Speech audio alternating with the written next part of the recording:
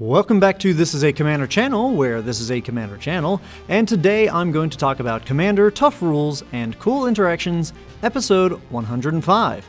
Today's episode is going to be a subscriber-requested episode, as last week I covered the Enigma Jewel and its backside of Locus of Creation, and how weird of a card it is with its abilities, especially when applied to Planeswalker abilities and their loyalty abilities. Well, it turns out it can get even weirder.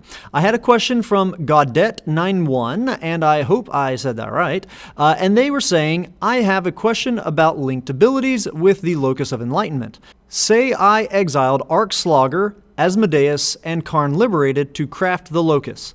Could I use Asmodeus' ability to return the cards I used to craft it to my hand? Could I use Asmodeus' ability to bring back cards from Arcslogger to my hand? What about cards exiled from my opponent's hand from Karn Liberated? Do any of these interactions work?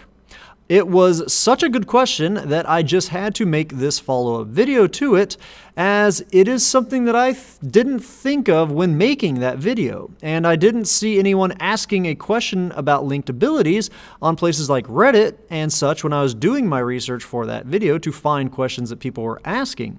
So the situation just never popped in my head when I was making it. But I think it's something that will pop up in a lot of games, possibly more than the Planeswalker situation, especially when not being used in a non-Super Friends deck. So let's get into it and take a look at what those cards do that he asked about. Arcslogger is a red creature that has the activated ability of a red and exile the top 10 cards of your library to have Arcslogger deal 2 damage to any target. Asmodeus the Archfiend is a black creature with 3 abilities. The first is a replacement effect that says, if you would draw a card, exile the top card of your library face down instead. And then he has an activated ability for black, black, black to draw 7 cards. And finally, he has a second activated ability for black to return all cards exiled with Asmodeus the Archfiend to their owner's hands, and you lose that much life. And then finally, with Karn Liberated, he is a colorless planeswalker with 3 loyalty abilities, and they are +4, target player exiles a card from their hand, -3, exile target permanent, and -14, restart the game, leaving in exile all non-aura permanent cards exiled with Karn Liberated. Then put those cards onto the battlefield under your control. Now, I've covered linked abilities in the past, like with episodes 20 and episode 61, so please do check those out for more information on linked abilities, what they are, and how they work, as this episode will be skipping over a lot of that kind of basic stuff applied to linked abilities. So what is the answer to this question then? If you were to exile those 3 cards as part of the craft cost of the Locus of Creation, would you be able to use the Arcslogger ability to exile 10 cards from your library and then use the Asmodeus ability to return all cards exiled with it to their owner's hands, and you lose that much life? Well, first off, I want to clarify one thing that confuses a lot of players, and that is that Asmodeus' ability specifically says, return all cards exiled with Asmodeus the Archfiend. But the card that has that ability isn't named Asmodeus the Archfiend, but it is named Locus of Creation. This will not make the ability not work, however, as in Magic, there are times when cards do care specifically about a card's name, and then other times the game doesn't care about the specific name.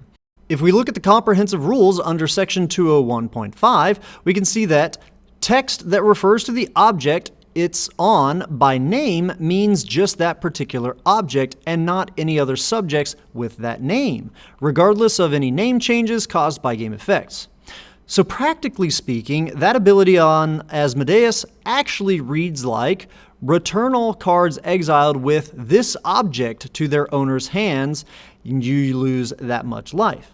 So that's one thing positive that makes it look like this scenario should work. But it's at this point that the fun police step in to stop this from working. Yes, the Locus will have all the abilities of those cards, and yes, they don't care about the names mentioned in the text of the abilities, and yes, they are going to be linked abilities, but sadly, they will only be linked with their respective linked abilities. The Locus's ability to return the cards to hand that it got from Asmodeus will only be able to return the exiled cards from other abilities that it got from Asmodeus. The Karn -14 ability will only let you restart the game with the cards you exiled with the abilities that the Locus got from Karn, like the +4 and -3 loyalty abilities. We can take a look at CR 607.5, where it says, if an object acquires a pair of linked abilities as part of the same effect, the abilities will be similarly linked to one another on that object. They can't be linked to any other ability regardless of what other abilities the object may currently have or may have had in the past. I really had wished that this would have worked out. It's such a cool thing to be able to mix linked abilities.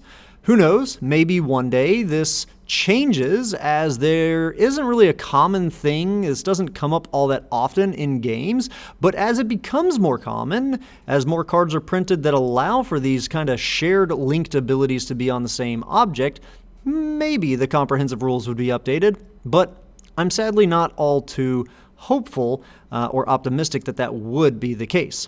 Still, I think that this Jewel and Locus is a really cool card that can do some really cool things, like just crafting with Asmodeus by itself is really cool because it does gain his draw 7 cards activated ability, yet he doesn't gain the replacement effect that sends the top card of your library to exile instead. So you now just have a 3-mana draw 7 cards ability for every turn, on every player's turn. That's pretty crazy. That's a powerful effect. So anyhow, that's all I've got for today's episode. As always, I hope that all of you have found this video to be entertaining at least, and I hope that a few of you have even learned something about the crazy rules in this great game of Magic. Have a good one. Ta-ta!